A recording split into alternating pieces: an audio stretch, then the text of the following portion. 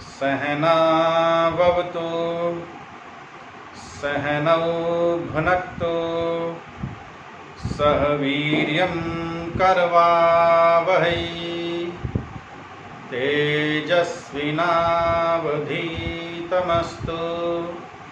मा विद्विषावहै। ओम शांति शांति शांति। परमेश्वर से हम सब ने मिलकर प्रार्थना की है कि हम परस्पर मिलकर एक दूसरे की सहायता करें, एक दूसरे का सहयोग करें। जो उपलब्ध साधन संसाधन हैं हम सब परस्पर मिलकर उनका उपयोग करें। हम साथ साथ मिलकर इस विद्या को प्राप्त करें। हमारी प्राप्त की हुई विद्या चहुं ओर प्रकाश फैलाने वाली हो।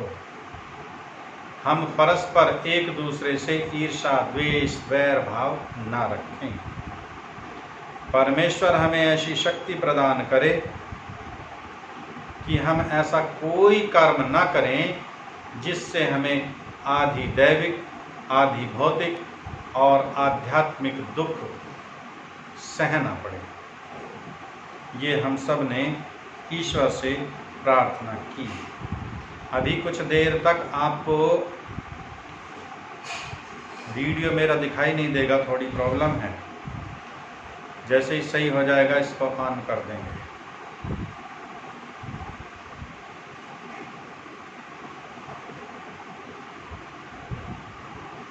आवाज़ तो ठीक आ रही है ना सभी के पास? ठीक है। माइक अपना अपना बंद कर दीजिए सभी। पृष्ठ संख्या है 176 और प्रश्न है,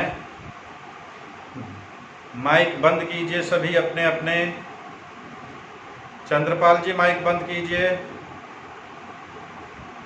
नमस्ते जी, नमस्ते। चंद्रपाल जी माइक बंद कीजिए। माइक बंद कर लीजिए चंद्रपाल जी। ठीक है। अब देखिए प्रश्न, बीज पहले है व वृक्ष? इस संसार में पहले बीज आया या वृक्ष आया? इसका आप भी सभी चिंतन करते रहेंगे, मनन करते रहेंगे। उत्तर तो नीचे दिया ही हुआ है, लेकिन अपना भी मस्तिष्क हम प्रयोग करते रहेंगे, जोर लगाते रहेंगे। ऐसे प्रश्न बहुत सारे आते हैं। तो इसका सीधा सा उत्तर दिया भी है ऋषि ने कि पहले बीज ही होता है। क्यों? क्योंकि बीज हेतु निदान, निमित्त और कारण इत्यादि शब्द एकार्थवाचक हैं। कारण का नाम बीज होने से कार्य के प्रथम ही होता है। अर्थात जब हम इस सृष्टि की रचना देखते हैं, कोई भी हम कार्य करते हैं तो उसमें पहले कारण ही आता है, कार्य बाद में आता है। जैसे घड़ा है, घड़े का कारण मिट्टी है। यदि मिट्टी होगी तभी तो घड़ा बनेगा। यदि मिट्टी ही नहीं होगी तो घड़ा कहाँ से बनेगा? अब इसलिए यहाँ पर प्रश्न है कि बीज पहले है या वृक्ष? और वृक्ष बिना बीज के हो नहीं सकता, इसलिए पहले बीज ही आएगा। अब प्रश्न ये भी हो सकता है कि जब वृक्ष नहीं होगा तो बीज ही कहाँ से आएगा? ये तो एक घुमाने वाली बात हुई। लेकिन वास्तव में जब हम कारण के ऊपर विचार करते हैं, वो तो उसका लिंक तो भेज रखिए ना, चल रही थी वो बीच में, तो वहां से डिस्टर्ब हो। तो कारण हमेशा कार्य के पहले ही होता है। अब वृक्ष का कारण क्या है? वृक्ष का कारण बीज है, बीज का कारण वृक्ष नहीं है। इसलिए ये हम जो भी देखेंगे तो पहले बीज ही आएगा, क्योंकि बीज का कारण तो हम परमेश्वर को ही कह सकते हैं। वृक्ष का कारण बीज है, इसलिए पहले बीज ही आएगा।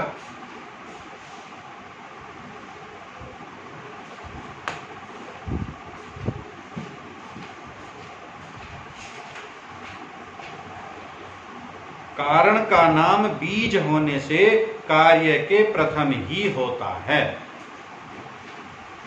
इसलिए पहले बीज को ही मानना उचित है। जब परमेश्वर, अगला प्रश्न है, ये प्रश्न क्लियर हो गया ना सभी का? कारण हमेशा कार्य के पूर्व ही होता है और वृक्ष का कारण बीज है, बीज का कारण वृक्ष नहीं है, बीज का कार्य वृक्ष है, इसलिए कार्य बाद में होता है, कारण पहले होता है। अब इसमें आप सभी को घटा सकते हैं, जितने भी जीव जंतु पशु पक्षी हैं। प्रश्न, जब परमेश्वर सर्वशक्तिमान है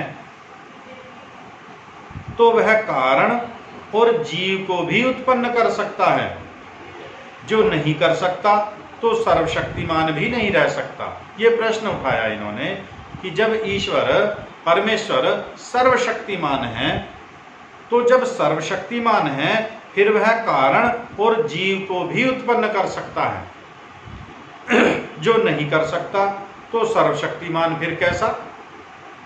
उत्तर, सर्वशक्तिमान का अर्थ पूर्व लिख आए हैं। अर्थात जहां हमने पिछले समोल्लास में ईश्वर के गुण कर्म स्वभाव, उसकी शक्तियों का, उसके स्वरूप का अध्ययन किया, वहां पर हमने जाना कि सर्वशक्तिमान का क्या अर्थ होता है। परंतु क्या सर्वशक्तिमान वह कहता है जो असंभव बात को भी कर सके? क्या उसको ही सर्वशक्तिमान कहते हैं कि जो असंभव बात है उसको भी कर सकता है? जैसा असंभव बात कैसा? क्या परमेश्वर स्वयं को मार भी सकता है? क्या परमेश्वर दूसरा ईश्वर भी बना सकता है? क्या परमेश्वर मृतक शरीर को भी फिर से जीवित कर सकता है? ये सब असंभव बातें हैं, सृष्टि क्रम के विपरीत हैं। ईश्वर ने जो सृष्टि का नियम बनाया है वो आप संध्या में सुबह शाम हम प्रातः साय रोज मंत्र पाठ करते हैं। ऋतंच सत्यंचाभिधात तपसोध्यजायतः, ऋत और सत्य के द्वारा परमेश्वर ने सृष्टि की रचना की। अर्थात परमेश्वर ने जितनी भी सृष्टि की रचना की है तो वह नियमों के ही अंतर्गत है। नियमों से विरुद्ध होकर परमेश्वर भी कोई कार्य नहीं करता, और ये उसका जो सृष्टि क्रम का एक नियम है उसी के अंतर्गत होकर के परमेश्वर ने इस सृष्टि की रचना की है। इसलिए जो असंभव बात है उसको परमेश्वर नहीं कर सकता। जो कोई असंभव बात, अर्थात जैसा कारण के बिना कार्य कर सकता है, तो बिना कारण दूसरे ईश्वर की उत्पत्ति कर और स्वयं मृत्यु को प्राप्त जड़, दुखी, अन्यायकारी, अपवित्र और कुकर्मी आदि हो सकता है व नहीं? यह प्रत्युत्तर किया, फिर से इस पर प्रश्न किया, प्रति प्रश्न किया कि जैसे असंभव बात कौन कौन सी हैं? जैसे कारण के बिना कार्य को उत्पन्न कर देना, बिना कारण के कोई कार्य की उत्पत्ति नहीं होती है। और जो स्वयं मृत्यु को प्राप्त, क्या परमेश्वर की कभी मृत्यु हो जाती है? परमेश्वर अजर अमर अविनाशी है, यह असंभव है कि परमेश्वर की कभी मृत्यु हो। यह असंभव है कि परमेश्वर कभी शरीर का धारण करे। यह असंभव है कि परमेश्वर कभी अवतार धारण करे। जड़, दुखी, अन्यायकारी, अपवित्र और कुकर्मी आदि हो सकता है। परमेश्वर चेतन है, सदैव चेतन ही रहेगा, वह कभी जड़ नहीं हो सकता। वह आनंद स्वरूप है, वह दुखों का विनाश करने वाला है, तो वह दुखी क्यों कर हो सकता है? इसलिए वह परमेश्वर कभी दुखी भी नहीं हो सकता।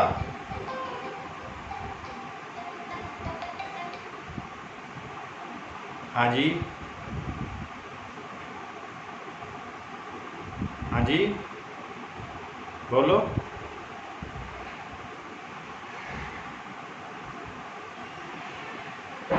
इसलिए परमेश्वर कभी दुखी भी नहीं हो सकता, वह कभी अन्यायकारी नहीं हो सकता, वह न्यायकारी है, उसका स्वभाव ही न्याय करना है। वह कभी अपवित्र नहीं हो सकता, वह शुद्ध है, हमेशा ही शुद्ध स्वरूप है। वह कुकर्मी नहीं हो सकता, वह कभी पापाचरण नहीं करता, वह कभी दुष्ट कर्म नहीं करता। ये सारे असंभव कार्य हैं जो परमेश्वर कभी कर ही नहीं सकता।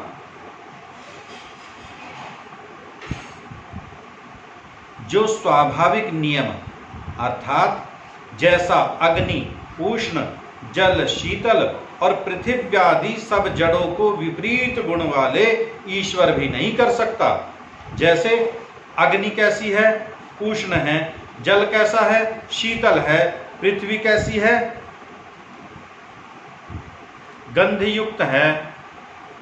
और पृथ्वी कैसी है? जड़ है। अब क्या इनको परमेश्वर विपरीत गुण वाले बना सकता है? क्या परमेश्वर जल को शीतल गुण वाला बना सकता है? क्या परमेश्वर जल को उष्णता गुण वाला बना सकता है? जल का स्वाभाविक गुण है शीतलता प्रदान करना, अग्नि का स्वाभाविक गुण है उष्णता प्रदान करना, पृथ्वी का स्वाभाविक गुण है वह जड़ पदार्थ है। तो पृथ्वी कभी भी चेतन नहीं हो सकती, जल कभी शीतलता नहीं त्याग सकता, हमेशा शीतलता प्रदान करता रहेगा। जल कभी उष्णता नहीं दे सकता, उष्णता गुण तो अग्नि का है, अग्नि देगी उष्णता तो। इसलिए परमेश्वर भी इनको नियम के विरुद्ध कभी नहीं कर सकता। जैसा आप जड़ नहीं हो सकता, वैसे जड़ को चेतन भी नहीं कर सकता। परमेश्वर स्वयं चेतन है, वह जड़ नहीं है। और जो प्रकृति में जड़ पदार्थ हैं वे हमेशा जड़ पदार्थ ही रहेंगे, वे कभी चेतन नहीं हो सकते। भूमि जड़ है, जड़ ही रहेगी, चेतन नहीं हो सकती। सूर्य, चंद्रमा, ग्रह, नक्षत्र जितने भी हैं, जितना भौतिक जगत है यह सब जड़ है। प्रकृति के बने समस्त पदार्थ जड़ हैं, तो ये जड़ ही रहेंगे। अब परमेश्वर, कोई कहे कि परमेश्वर तो सर्वशक्तिमान है, वह तो सब कुछ कर सकता है, वह क्या सूर्य चंद्रमादि को चेतनता प्रदान नहीं कर सकता? और यदि नहीं कर सकता फिर सर्वशक्तिमान कैसा? यह अज्ञानता का प्रश्न है, यह शास्त्र सम्मत तर्क नहीं है, यह सृष्टि के नियमों के विपरीत है। इसलिए यह ईश्वर के गुण कर्म स्वभाव के विपरीत है। सर्वशक्तिमान का अर्थ पूर्व कर आए हैं, अर्थात सर्वशक्तिमान का अर्थ है ईश्वर के जो भी अपने करने के कार्य हैं। क्या कार्य हैं ईश्वर के? सृष्टि का निर्माण करना, सृष्टि का पालन पोषण करना, जीवों के ठीक ठीक कर्मों के फल प्रदान करना और सृष्टि के प्रारंभ में वेद जान देना, ये ईश्वर का कार्य है। और ये समस्त कार्यों को ईश्वर अपने स्वयं के सामर्थ्य से करता है। हम एक छोटा सा कार्य भी समाज में अनेक व्यक्तियों की सहायता से कर पाते हैं। अपने बच्चों को पढ़ाना है तो अध्यापकों की सहायता लेंगे, बाल कटवाने हैं तो नाई की सहायता लेंगे, वस्त्रों का सिलवाना है तो फिर दर्जी की सहायता लेंगे। और परमेश्वर सृष्टि का निर्माण करता है, सूर्य का, चंद्रमा का, ग्रह का, नक्षत्र का, कितनी सारी औषधियां बनाई, कितनी सारी वनस्पतियां बनाई, कितना बृहद संसार बनाया। किसकी सहायता लेता है परमेश्वर? किसी की सहायता नहीं लेता, सारे कार्य अपने ही सामर्थ्य से करता है। इस ब्रह्मांड में असंख्य जीव हैं, हम नहीं जानते कितने जीव हैं, कितनी जीवात्माएं हैं, परमेश्वर को जानता है क्योंकि वह सर्वज्ञ है। अब सब जीवों के हिसाब रखने के लिए एक छोटा सा गांव है, उस गांव की व्यवस्था को चलाने के लिए गांव का एक प्रधान होता है और उस प्रधान की सहायता करने के लिए इस गांव के सभासद होते हैं, तब उस गांव की व्यवस्था चलती है। एक जिले की व्यवस्था चलती है, एक जिलाधिकारी होता है, जिलाधिकारी के नीचे जितने भी विभाग हैं उन सब विभागों का एक एक अध्यक्ष होता है। उस अध्यक्ष के अधीन अनेक कार्यकर्ता होते हैं, तब एक जनपद की व्यवस्था चलती है। इसी प्रकार राज्य की व्यवस्था चलती है, इसी प्रकार पूरे राष्ट्र की व्यवस्था चलती है। और पूरे संसार की व्यवस्था को चलाने वाला परमपिता परमात्मा किसी की सहायता नहीं लेता, ना वह विभागों का अध्यक्ष करता, ना वहां पर अधिकारियों की कर्मचारियों की नियुक्ति करता। सारे कार्य अपने स्वयं के सामर्थ्य से, अपने ज्ञान से करता है। इसका नाम सर्वशक्तिमान है। संसार भर में कौन कौन व्यक्ति कैसा कैसा पापाचरण करता है, कैसा कैसा पुण्य कर्म करता है, कैसा कैसा अच्छा कर्म करता है, कैसा कैसा बुरा कर्म करता है, सबका दृष्टा वह परमपिता परमात्मा है। कहीं अपने सैनिक नहीं भेजता, जाओ तुम इधर की व्यवस्था देखो, जाओ तुम इधर की व्यवस्था देखो, मुझे सबकी सूचनाएं दो ला करके, तब मैं उनका न्याय करूंगा।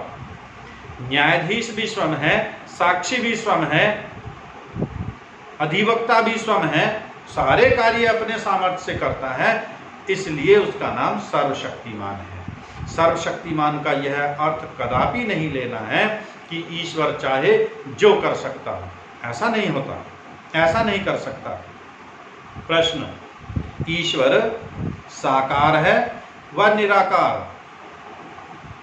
इस पर भी पीछे भी आया था ये प्रश्न, और पुनः इसका हम कर लेते हैं। समाज में बहुत बड़ी भ्रांतियां हैं इस साकार और निराकार को लेकर। जो अवतारवादी हैं, अर्थात जो ईश्वर का अवतार मानने वाले हैं, वो सब साकार मानते हैं। और उनकी इस प्रकार की भी मान्यता है कि जब ईश्वर अवतार लेता है तब वह साकार हो गया, और जब अवतार नहीं लिया, जब उसका अपना यहाँ कार्य समाप्त हो गया, फिर वह शरीर छोड़कर फिर निराकार बन गया। ये ऊपर वाले प्रश्न का ही एक भाग है, अर्थात ये असंभव है। ईश्वर कभी अवतार धारण नहीं करता, शरीर धारण नहीं करता, अवतार नहीं लेता। क्यों अवतार लेगा? क्योंकि उसका सामर्थ्य इतना बड़ा है, उसे शरीर धारण करने की आवश्यकता नहीं। फिर शरीर धारण जीव करता है, क्योंकि जीव को अपने कर्मों का फल भोगना है। फल भोगने के लिए शरीर होता है। भोगायतनम शरीरहा, यह शास्त्र का कथन है कि यह शरीर भोग भोगने के लिए होता है। और अपवर्ग की सिद्धि भी इसी शरीर से हम प्राप्त करते हैं। लेकिन अपवर्ग की सिद्धि केवल मनुष्य शरीर से होती है, और जो अन्य जितने भी शरीर हैं वे सब भोग भोगने के लिए हैं। ईश्वर तो भोग भोगेगा नहीं। पीछे हमने जाना, ऋषि पतंजलि के सूत्र से हमने समझा, क्लेश कर्म विपाकाशैर रप्रामृष्ट पुरुष विशेष ईश्वर। जो शुभ अशुभ और मिश्रित कर्मों की वासना से रहित है, अर्थात पुण्य कर्म या पाप कर्म या मिश्रित कर्म, हम जैसा भी कर्म करते हैं हमें फल भोगना पड़ता है। लेकिन परमेश्वर को इस प्रकार के कर्मों का फल कदापि नहीं भोगना। फिर वह शरीर क्यों धारण करेगा? इसलिए इस प्रश्न को हम समझें कि ईश्वर साकार है व निराकार है। जो निराकार है तो बिना हाथ आदि साधनों के जगत को न बना सकेगा, और जो साकार है तो कोई दोष नहीं आता। सूरज किसने बनाया? ईश्वर ने। चंद्रमा किसने बनाया? ईश्वर ने। पृथ्वी किसने बनाई? ईश्वर ने। संसार भर की जितनी वनस्पतियां, जितनी औषधियां, जितने वृक्ष, जितने जीव जंतु, जितने मनुष्य, इन सब के शरीरों का निर्माण कौन करता है? ईश्वर करता है। और यदि वह निराकार है, उसके हाथ पैर ही नहीं है, फिर वह शरीर का निर्माण कैसे करेगा? यदि कुम्हार के हाथ नहीं है तो घड़े का निर्माण किस प्रकार करेगा? रचना किस प्रकार करेगा? इसलिए यदि परमेश्वर निराकार है तो फिर इस जगत की रचना किस प्रकार करेगा? और साकार है फिर तो ठीक है, साकार तो कर ही सकता है, फिर तो कोई दोष नहीं। अब उत्तर देखिए। उत्तर कहते हैं ईश्वर निराकार है, ईश्वर साकार नहीं है। जो साकार अर्थात शरीर युक्त है, जो साकार अर्थात शरीर युक्त है, वह ईश्वर ही नहीं है। संसार भर में हम जितने जितने शरीरधारियों को मनुष्य माने बैठे हैं, ईश्वर माने बैठे हैं, वे सब मनुष्य हैं, ईश्वर नहीं हैं। जिसने शरीर धारण किया है वह सब मनुष्य हैं। और हमने तो ईश्वर के अवतार कैसे कैसे मान रखे हैं, कच्छप के, वराह के, शूकर के, सुअर के, तो वे उनके अपने शरीर हैं, आत्मा है उनके शरीर में, लेकिन क्या वह ईश्वर हो सकता है? ईश्वर नहीं हो सकता, क्योंकि वह परिमित शक्ति युक्त देश काल वस्तुओं में परिचिन्न क्षुधा, तृषा, छेदन, भेदन, शीतोष्ण, ज्वर, पीड़ादि सहित होवे। जो शरीर धारण करेगा तो वह एक देशी हो जाएगा, परिचिन्न हो जाएगा, सीमाओं से घिरा हुआ हो जाएगा। शरीर यदि मनुष्य का है तो आत्मा इस मनुष्य के शरीर में सीमित हो गया। शरीर यदि सुअर का है तो सुअर के शरीर में सीमित हो गया। शरीर यदि कच्छप का है तो कच्छप के शरीर में सीमित हो गया। और परमात्मा कैसा है? परमात्मा तो अपरिमित है, असीमित है, उसकी कोई सीमा ही नहीं है। और जो सीमाओं से रहित है, जिसकी कोई सीमा जान ही नहीं पाया, उसी को तो हम निराकार कहते हैं। अनंत अनादि है, इसलिए परमेश्वर शरीर धारण नहीं कर सकता, इसलिए परमेश्वर साकार नहीं हो सकता। जो साकार होगा वह एक देशी होगा, अल्प शक्ति वाला होगा। फिर जब शरीर धारण करेगा तो भूख प्यास भी लगेगी। अब सुअर के शरीर में ईश्वर आएगा, सुअर का शरीर ईश्वर ने धारण किया, तो सुअर का भोजन क्या होता है? विष्ठा। परमेश्वर विष्ठा खाएगा क्या? कच्छप के शरीर में यदि परमेश्वर आएगा तो कच्छप को भूख तो लगेगी, कच्छप क्या खाएगा? मनुष्य के शरीर में ईश्वर आएगा, मनुष्य को भूख तो लगेगी, मनुष्य भोजन तो खाएगा, नींद भी लेगा, दुख भी होगा, हर्ष भी होगा। माता सीता का जब अपहरण हो गया तो भगवान श्री राम जंगलों में भटकते फिर रहे हैं, रोते फिर रहे हैं, विवल हो गए, व्याकुल हो गए, सुध-बुध खो बैठे। परमेश्वर तो दुखी कभी नहीं हो सकता, परमेश्वर तो आनंद स्वरूप है, दुखों का विनाश करने वाला है और सबको सुख प्रदान करने वाला है। फिर परमेश्वर साकार हो ही नहीं सकता। जैसे तुम और हम साकार अर्थात शरीरधारी हैं, इससे त्रसरेणु, अणु, परमाणु और प्रकृति को अपने वश में नहीं ला सकते और न उन सूक्ष्म पदार्थों को पकड़कर स्थूल बना सकते हैं।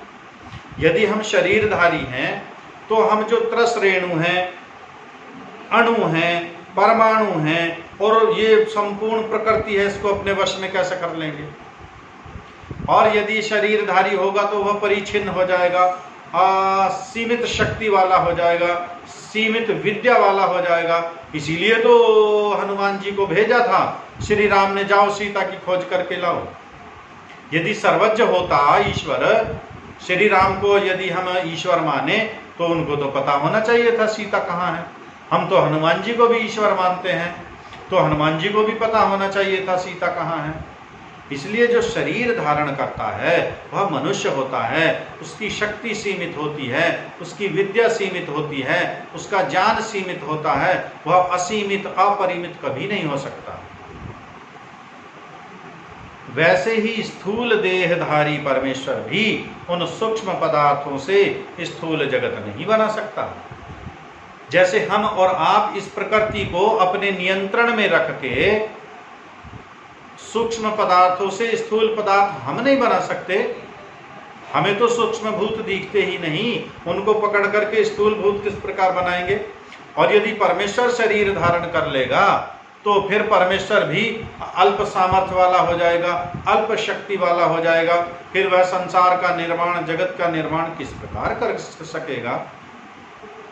जो परमेश्वर भौतिक, इंद्रिय गोलक, हस्त, पादादि अवयवों से रहित है, परंतु उसकी अनंत शक्ति, बल, पराक्रम है, उनसे सब काम करता है, जो जीव और प्रकृति से कभी नहीं हो सकते।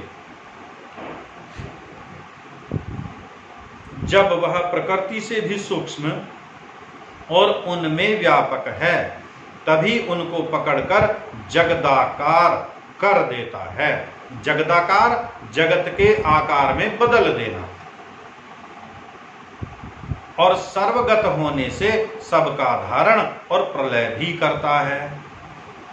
अब देखिए, जो परमेश्वर भौतिक इंद्रिया गोलक ये जो है ना, हमारी आंखें, कान, नासिका आदि ये जो भौतिक गोलक हैं, इन सब से रहित है, अवयवों से रहित है। अर्थात ना उसे आंख के गोलक की आवश्यकता, ना कर्ण इंद्रिय की आवश्यकता, ना घ्राण इंद्रिय की आवश्यकता, इंद्रियों की तो आवश्यकता ही नहीं है उसे।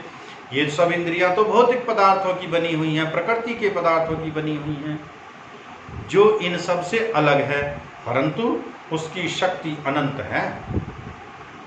अनंत का मतलब जिसका अंत ही नहीं है। हम नहीं जानते इसकी शक्ति कितनी है।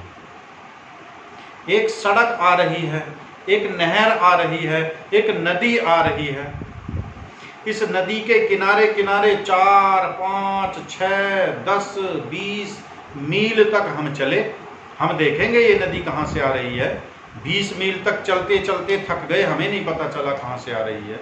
फिर इस साइड को चले, फिर इस साइड में देखा, चलते चलते चलते हम थक गए, हम नहीं जान सकते कहाँ तक जा रही है। नदी तो फिर भी एक प्रकृति का पदार्थ है, लेकिन परमेश्वर तो अनंत इसलिए है कि हम उसे ठीक ठीक पूरा पूरा कभी जान ही नहीं सकते, इसलिए वह अनंत है। हाँ, जितना हमारे लिए आवश्यक है, जितना हमारे लिए लाभकारी है सांसारिक सुखों को प्राप्त करने के लिए, मुक्ति सुख को प्राप्त करने के लिए, उतना हम जान सकते हैं। उतना हम प्रयत्न करें, पुरुषार्थ करें, स्वाध्याय करें, अध्ययन करें, विद्वानों का संग करें, परस्पर चर्चा परिचर्चा करें, और उस परिचर्चा का जो परिणाम हो वो शास्त्रोक्त हो। इस प्रकार के स्वाध्याय से, प्रवचनों से, सत्संगों से हम परमेश्वर को बहुत कुछ जान सकते हैं, ऐसा नहीं, लेकिन सब कुछ नहीं जान पाएंगे, क्योंकि हम स्वभाव से अल्पज्ञ हैं। इतनी हमारी बुद्धि नहीं, इतनी हमारी शक्ति नहीं कि हम परमेश्वर को ठीक ठीक जान सकें।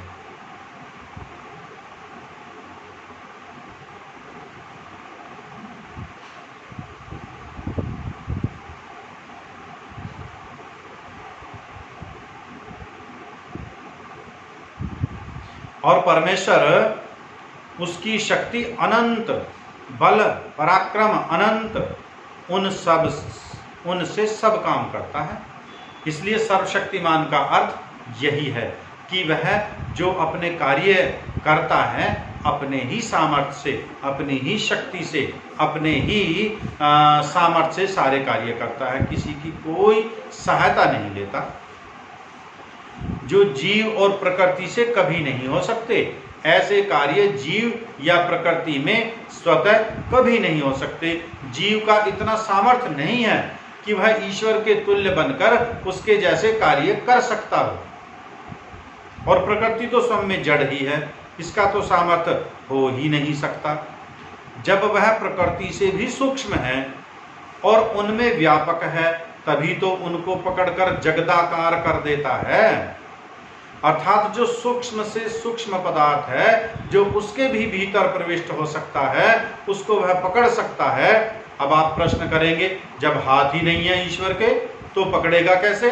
ऐसे ऐसे प्रश्न आपको तुरंत उठाने चाहिए, इससे हमारी बुद्धि बढ़ती है, विद्या बढ़ती है।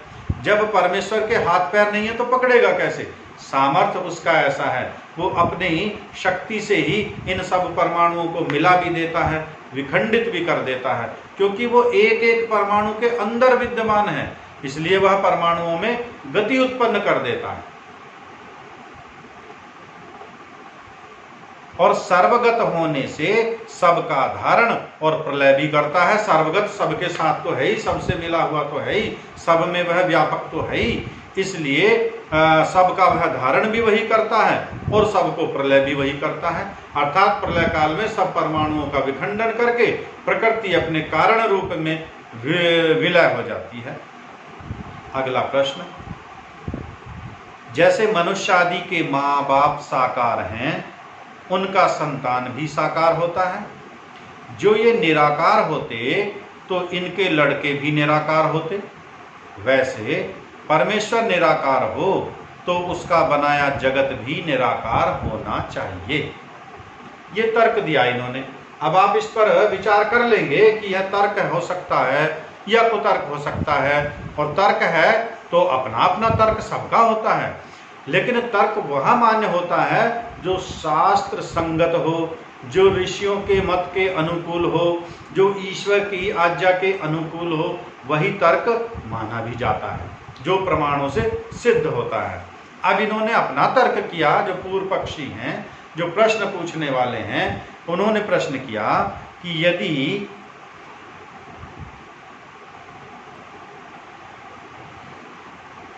जैसे मनुष्यों के माँ बाप साकार हैं, हम सब मनुष्य हैं, हम सब के माता पिता साकार हैं, इसलिए उनकी संतानें भी सब साकार हैं। जो ये निराकार होते तो इनके लड़के भी निराकार होते।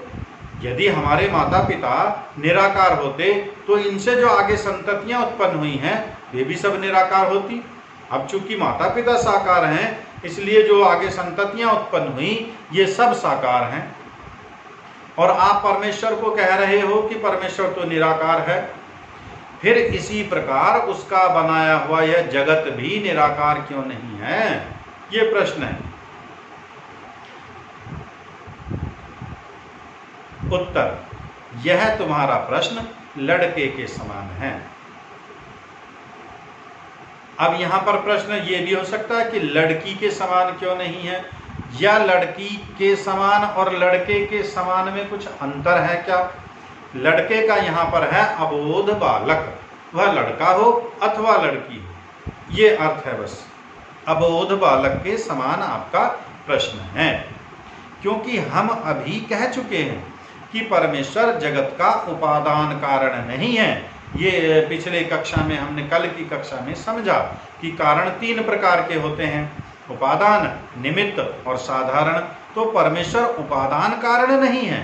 जो उपादान कारण होगा अगला पदार्थ उससे वैसा ही बनेगा। चीनी है एक उपादान कारण, चीनी से जो हम मिठाई बनाएंगे वो मीठी बनेगी। यदि उपादान कारण नमक लेंगे तो इसका जो आगे कार्य बनेगा वह नमकीन ही रहेगा। इसलिए परमेश्वर इस प्रकृति का उपादान कारण नहीं है, इसलिए इसमें कार्य में परमेश्वर का गुण क्यों आएगा? किंतु निमित्त कारण है, और जो स्थूल होता है वह प्रकृति और परमाणु जगत का उपादान कारण है, और जो वे सर्वथा निराकार नहीं है, क्योंकि परमेश्वर से स्थूल और अन्य कार्यों से सूक्ष्म आकार रखते हैं। क्योंकि ये जो सब प्रकृति के जो परमाणु हैं ये परमेश्वर से स्थूल हैं, अर्थात परमेश्वर तो सबसे अधिक सूक्ष्म है। प्रश्न, क्या कारण के बिना परमेश्वर कार्य को नहीं कर सकता? ये भी एक प्रश्न है, पीछे भी आया है। अब पुनः इसका हम अवलोकन कर लेते हैं कि क्या परमेश्वर कारण के बिना कार्य को नहीं कर सकता? कारण के बिना कार्य कैसा होता है? जैसे घड़ा है, घड़ा कार्य है, घड़े का कारण क्या है? मिट्टी। क्या कुम्हार बिना मिट्टी के घड़ा नहीं बना सकता? ऐसा हम प्रश्न कर रहे हैं कि क्या कुम्हार मिट्टी के बिना घड़ा नहीं बना सकता? यदि कुम्हार मिट्टी के बिना घड़ा नहीं बना सकता तो परमेश्वर भी उपादान कारण प्रकृति के बिना जगत की रचना किस प्रकार कर सकता है? उत्तर, नहीं, क्योंकि जिसका अभाव अर्थात जो वर्तमान नहीं है उसका भाव अर्थात वर्तमान होना सर्वथा असंभव है। अभाव और भाव दो चीजें हैं। लौकिक व्यवहार में देखो, भाव का हम कहाँ पर लेते हैं? सब्जी खरीदने जाते हैं, पूछते हैं क्या भाव है जी। कपड़ा खरीदने जाते हैं, क्या भाव है जी। सोना चांदी जो भी वस्तुएं हम खरीदते हैं भौतिक, उनका हम भाव जानते हैं, रेट जानते हैं। लौकिक व्यवहार में भाव को हम इस प्रकार जानते हैं, लेकिन शास्त्र की भाषा में भाव का अर्थ होता है उपस्थिति, एग्जिस्टेंस, अस्तित्व। इस चश्मे का घर है तो इसका भाव है, अर्थात इसकी उपस्थिति है। ऐसा नहीं है कि यह ना हो। अभाव का अर्थ होता है जो वस्तु बिल्कुल ही ना हो। मेरे हाथ में किसी भी वस्तु का अभाव है। हम अभाव का अर्थ समझते हैं कमी होना। जैसे मेरे पास धन का अभाव है, धन तो है लेकिन अभाव है, पर्याप्त मात्रा में नहीं है। लेकिन अभाव का अर्थ है बिल्कुल ही ना होना। शास्त्र की भाषा में अभाव का अर्थ है बिल्कुल ही ना होना। तो यदि मिट्टी का अभाव है तो घड़ा कैसे बनेगा? जब मिट्टी ही नहीं है तो घड़ा नहीं बनेगा। और जो अभाव होता है, अभाव से भाव की उत्पत्ति कभी नहीं हो सकती, ये कहना चाह रहे हैं। जैसे कोई गपोड़ा हाँक दे कि मैंने बंध्या के पुत्र और पुत्री का विवाह देखा। बंध्या तो आप सब जानते हैं ना, बांझ महिला जिसको कहते हैं। बांझ कहते हैं जो संतान उत्पत्ति करने में सक्षम ना हो, अर्थात जिसको संतान उत्पत्ति ना होती हो। अब प्रश्न ये कह रहे हैं कि जैसे कोई गपोड़ा हाँक दे, अर्थात कोई झूठ बोल दे। कहाँ गए थे जी? अजी मैं वो वहाँ बंध्या का पुत्र और उसकी पुत्री का विवाह था, मैं उसमें गया था, उनके विवाह में से मैं आ रहा हूँ। अब ये जब कारण है तो कार्य होगा, जब कारण नहीं है तो कार्य नहीं होगा। जब भाव नहीं है तो अभाव रहेगा, और अभाव से भाव की उत्पत्ति नहीं होती। बंध्या कहते हैं जहां संतान उत्पत्ति करने का अभाव हो। बंध्या तो कहीं वही जाती है महिला जिसको संतान उत्पत्ति ना होती हो। और जब संतान हुई ही नहीं, फिर उनका विवाह कहां से हो गया जी? ये प्रश्न इस प्रकार।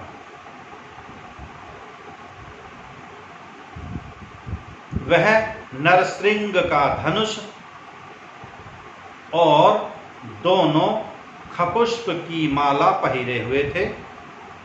नरसिंह का धनुष, नरसिंह मनुष्य के सींग होते नहीं। जब मनुष्य के सींग नहीं होते फिर उनका धनुष किसने बना दिया जी? कैसे बना दिया जी?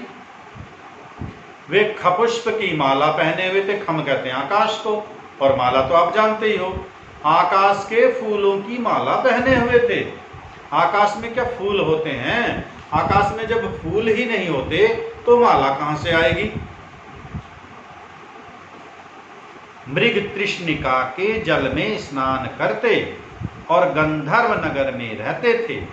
वहां बद्दल के बिना वर्षा, पृथ्वी के बिना सब अन्नों की उत्पत्ति आदि होती थी। वैसा ही कारण के बिना कार्य का होना असंभव है। बादल कारण है, बादल है तभी वर्षा होगी। जब बादल नहीं है तो वर्षा कहां से होगी? और जहां पृथ्वी नहीं है वहां अन्न औषधियां कहां से उपजेंगी? महासागर में क्या खेती होती है? सागर में क्या फसल बोई जाती है? गेहूं वो बोया जाता है, धान बोया जाता है। इसलिए ये सब मिथ्या बातें हैं, अर्थात अभाव से भाव की उत्पत्ति कभी नहीं हो सकती। अगला प्रश्न,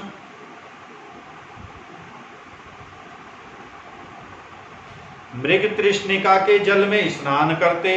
मृग तृष्णिका का जल वो होता है, एक रेगिस्तान में मृग है और वो दूर बालू के टीले पर उसे ऐसा दिखता है कि वहां पर सरोवर भरा हुआ है, जल भरा हुआ है। वो उधर ही दौड़ लगाता रहता है, उधर ही दौड़ लगाता रहता है। इसको कहते हैं मृग तृष्णिका का जल। जैसे हम सड़क पर भी देखते हैं ना, रोड पर जो ये डामर की काली सड़क होती है, अब जैसी गर्मी पड़ रही है, इसमें हम देखेंगे सड़क पर जब हम जा रहे हैं आगे बहुत दूर, सामने ऐसा लगेगा कि वहां पर जल भरा हुआ है सड़क पर तो, लेकिन जब पास में जाकर देखते हैं तो वहां तो कुछ भी नहीं है, सड़क है। ऐसा ही रेगिस्तान में भी नजर आता है तो मृग उसकी ओर दौड़ लगाता रहता है। इसको मृग तृष्णिका कहते हैं। तो उसी सरोवर में वे सब स्नान करते थे, अर्थात जब वहां जल ही नहीं है तो स्नान कैसे करेंगे? अर्थात अभाव से भाव की उत्पत्ति कभी नहीं हो सकती। गंधर्व नगर आप कह लीजिए एक इस प्रकार का नगर ही है, काल्पनिक नगर है। गंधर्वों का कहीं विशेष कोई अलग से नगर होता नहीं। तो उसमें, और वो कह रहे हैं कि गंधर्व नगर में रहते थे। जब नगर होता ही नहीं फिर निवास कहां से होगा? जैसे कोई कहे कि मम माता पितरौ न तो अहमेव मेव जातः मम मुखे जिह्वा नास्ति वदामि च। अर्थात मेरे माता पिता न थे, ऐसे ही मैं उत्पन्न हुआ हूं। क्या इस तथ्य को कोई स्वीकार कर लेगा?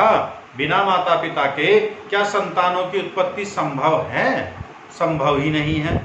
और फिर कह रहे मम मुखे जिह्वा नास्ति, मेरे मुख में जिह्वा नहीं है। वदामि च, मैं फिर भी बोलता हूं। क्या बिना जिह्वा के कोई बोल पाएगा? बिल में सर्प ना था, निकल आया। जब बिल में सर्प नहीं था फिर कहां से निकल आया जी? फिर कैसे निकल आया जी? ये चश्मे का घर है, इसमें चश्मा नहीं है और मैंने निकाल लिया। जहां अभाव है वहां से भाव की उत्पत्ति कैसे होगी? जब चश्मा यहाँ रखा ही नहीं है, इसमें है ही नहीं, फिर उसको हम किस प्रकार निकाल सकते हैं इससे? इसीलिए कहते हैं, इसी प्रकार ये उदाहरण दे रहे हैं। मैं कहीं नहीं था, ये भी कहीं नहीं थे, और हम सब जने आए हैं। कहाँ से आए हो जी? हम कहीं थे ही नहीं तो आए कहाँ से हैं? यह आत्मा के विषय में भी प्रश्न है, पुनर्जन्म का भी प्रश्न है कि जब हम इस शरीर में आए हैं तो हम कहाँ से आए हैं? अर्थात हमारा कहीं ना कहीं अभाव था, भाव था तभी तो यहाँ हम आए हैं। यदि हमारा अभाव होता पूर्व जन्मों में, फिर हम इस शरीर में कैसे आते? वर्तमान में हमारा भाव है इस शरीर में, तभी तो हम अगला शरीर प्राप्त करेंगे जाकर के, अथवा मुक्ति को प्राप्त करेंगे। यदि हमारा यहीं पर अभाव होगा इस शरीर में, तो फिर हम जाएंगे कहाँ? ऐसी असंभव बात प्रमत्त गीत अर्थात पागल लोगों की हैं। ये सब असंभव बातें हैं, इनको प्रमादी लोग कहते हैं, अर्थात इनको मूर्ख लोग कहते हैं। ये विद्वानों के तर्क नहीं, ये विद्वानों की बातें नहीं हैं। प्रश्न, जो कारण के बिना कार्य नहीं होता तो कारण का कारण कौन है? अब बताइए, ये भी प्रश्न है कि जब आप ये कहते हो कारण के बिना कार्य ही नहीं होता, तो इस कारण का भी तो कोई ना कोई कारण होना चाहिए। ये कारण कहां से आया? फिर इसका कारण क्या है? उत्तर देते हैं, जो केवल कारण रूप ही हैं वे कार्य किसी के नहीं होते, और जो किसी का कारण और किसी का कार्य होता है वह दूसरा कहता है। जैसे पृथ्वी घर आदि का कारण है और जल आदि का कार्य है, परंतु जो आदि कारण प्रकृति है वह अनादि है। सांख्य सूत्र दिया, मूले मूलाद भावाद मूलम मूलम। मूल का मूल अर्थात कारण का कारण नहीं होता, यह एक सिद्धांत है। ईश्वर का कारण कौन है? ईश्वर कहाँ से उत्पन्न हुआ? उसके माता पिता कौन है? कोई नहीं है, ईश्वर तो अनादि है। जीव कहाँ से आया? इसकी उत्पत्ति किस प्रकार हुई? इसकी उत्पत्ति किसने की? किसी ने नहीं की, यह तो अनादि है। जो मूल प्रकृति है सत्य रज तम, इसका आदि कारण क्या है? कोई नहीं है, क्योंकि यह भी अनादि है। इसलिए कारण का कार्य कारण का कारण नहीं होता।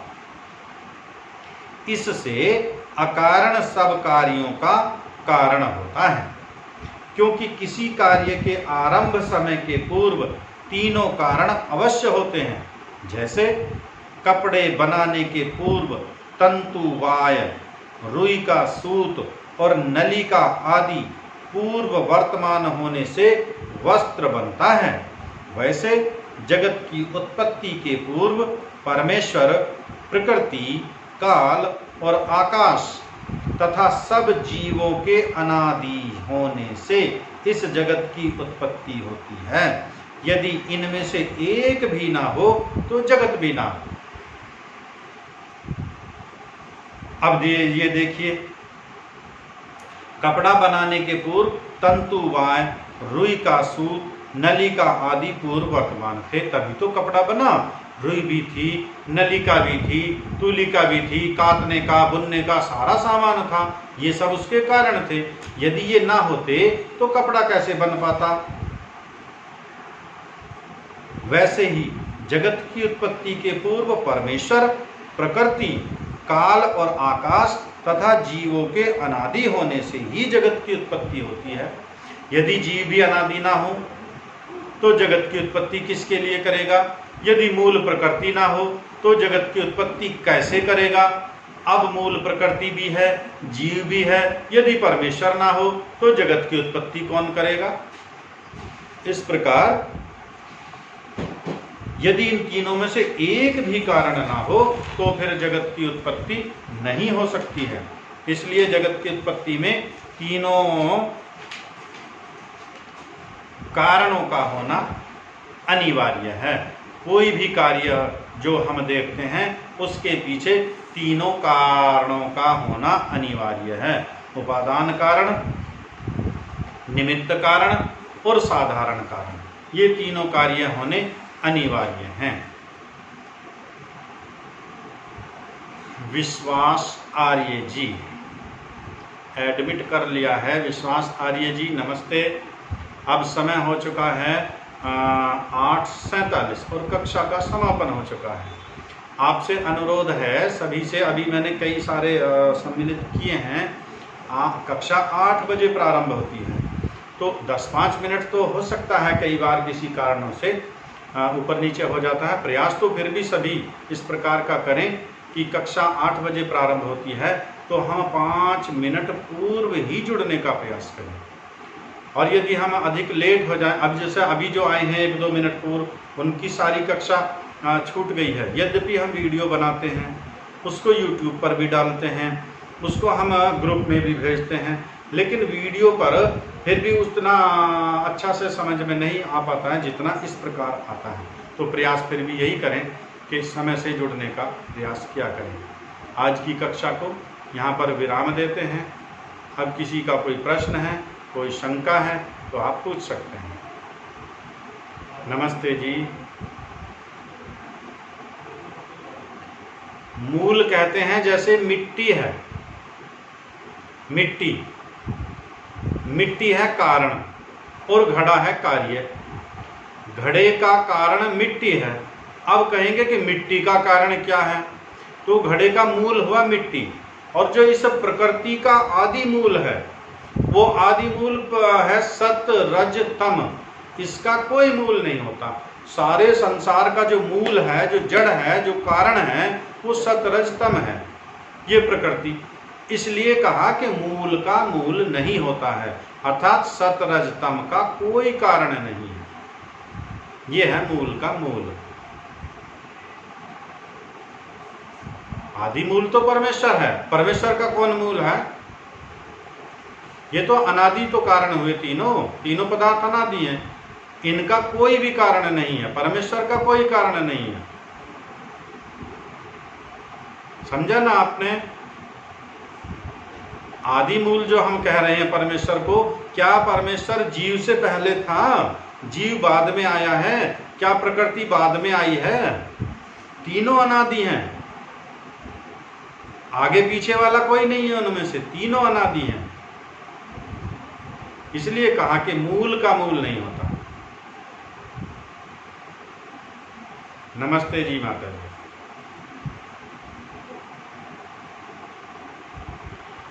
आपको ग्रुप में तो मैंने जोड़ा हुआ है ना, उसी ग्रुप में मैं डेली भेजता हूं। वैसे वैदिक ज्ञान के नाम से चैनल है, वैदिक ज्ञान इस नाम से यूट्यूब पर चैनल है। मैं वीडियो भेजता हूं, आपके पास में भेज दिया करूंगा जी। नमस्ते जी नमस्ते।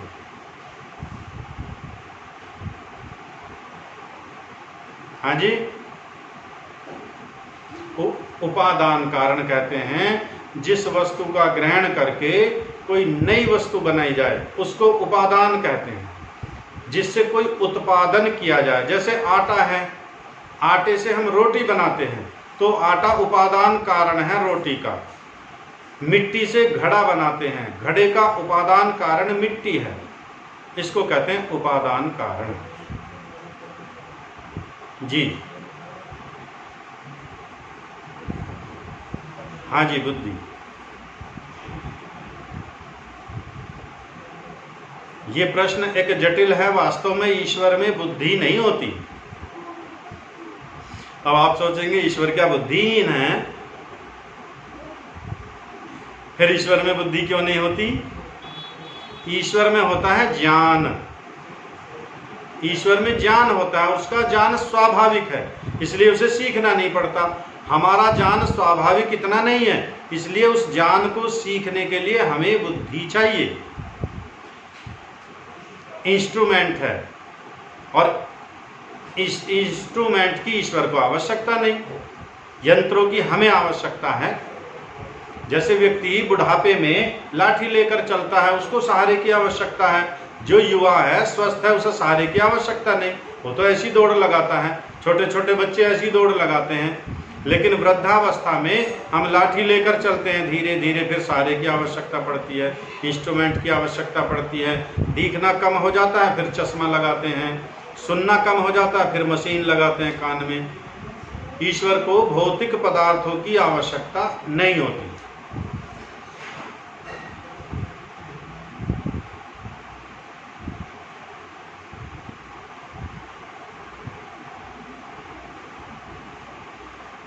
नहीं, ईश्वर उसका निमित्त कारण तो है ही, बनाई हुई तो उसी की है, उसके बिना कुछ भी रचना नहीं होती। वो उसका निमित्त कारण है, उसके अंश से बुद्धि नहीं है। बुद्धि बनाई उसने प्रकृति से, सत रज तम से, तो निमित्त कारण है। उपादान कारण तो प्रकृति है बुद्धि का भी।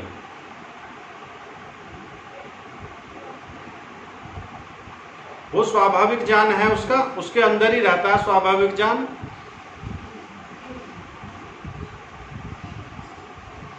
उसके अपने स्वरूप में वो तो है ही ज्ञान स्वरूप। उसका नाम क्या लेते हैं? ज्ञान स्वरूप, प्रकाश स्वरूप, आनंद स्वरूप। उसका ये ज्ञान ही, उसका स्वरूप ही आनंद वाला है, ज्ञान वाला है।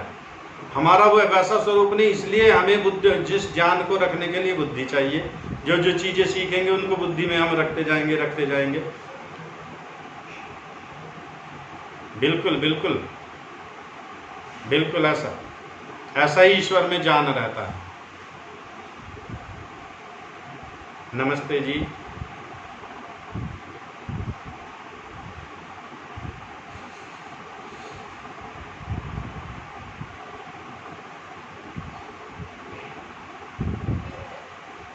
जी जी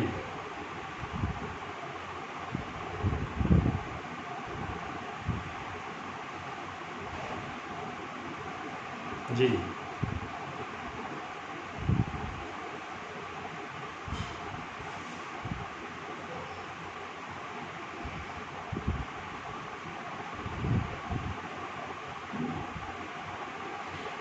सबसे पहले हम समझाएंगे कि पूजा करना किसे कहते हैं।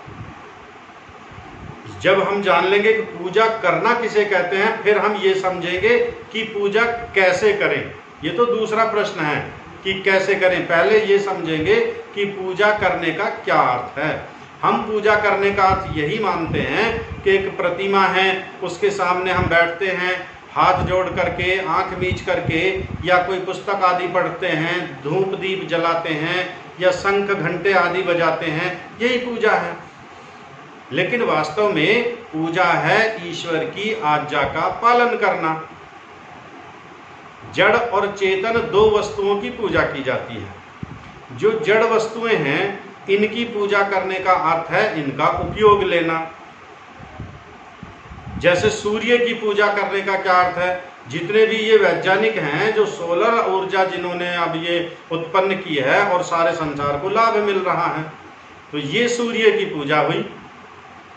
पृथ्वी की पूजा सर्वोत्तम किसान करता है, वैज्ञानिक भी करते हैं और ये उद्योगपति भी करते हैं।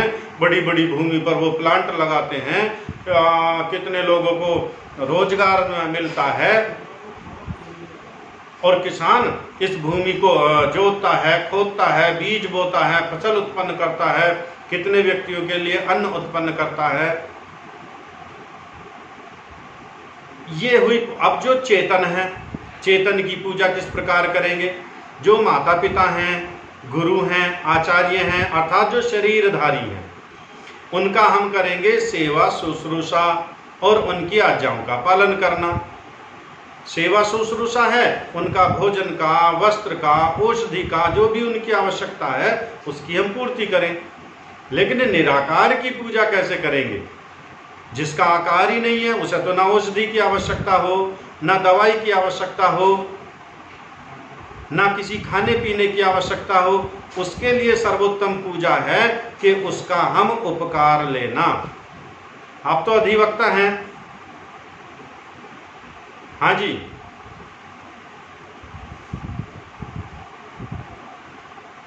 अच्छा अच्छा अच्छा। तो जो व्यक्ति के पास में अब गुरु हैं हमारे, जो हम विद्यालय में पढ़ने जाते हैं जैसे बच्चे, और उनसे हम कहें कि गुरुओं की पूजा करनी चाहिए, तो पूजा करने का अर्थ ये नहीं हुआ कि हम जाते हैं गुरु जी के चरणों में लेटे रहें। हाँ, चरण स्पर्श करना, आशीर्वाद लेना वह अलग विषय है, लेकिन वास्तव में पूजा गुरु की वही है। गुरु के पास जो जो ज्ञान है, जितना जितना अधिक ज्ञान हम अर्जित कर लें, वही उतनी गुरु की श्रेष्ठ पूजा है। अब ईश्वर की पूजा का अर्थ यही है, उसकी आज्ञा का पालन करना, उसके ज्ञान को अपने अंदर धारण करना, ये ईश्वर की पूजा है। अब पद्धति अपनाएंगे फिर कि ईश्वर को ज्ञान को हम किस प्रकार प्राप्त करें। एक प्रतिमा के सामने हम नतमस्तक हुए बैठे रहें, आंखें बंद करके बैठे रहें, चाहे खोल करके बैठे रहें, तो वो मूर्ति जड़ है और ये प्रकृति की पूजा हुई। मूर्ति के जो अंग प्रत्यंग हैं, देखो कितने सुंदर मेरे शिव जी हैं, उनका नेत्र कितना सुंदर, उनकी भुजाएं कितनी सुंदर, और ये कृष्ण जी हैं, ये लड्डू गोपाल जी हैं, ये छोटा सा बच्चा कितना सुंदर। तो हम तो ये सारा सौंदर्य किसका? प्रकृति का। ईश्वर तो बहुत दूर रह गया।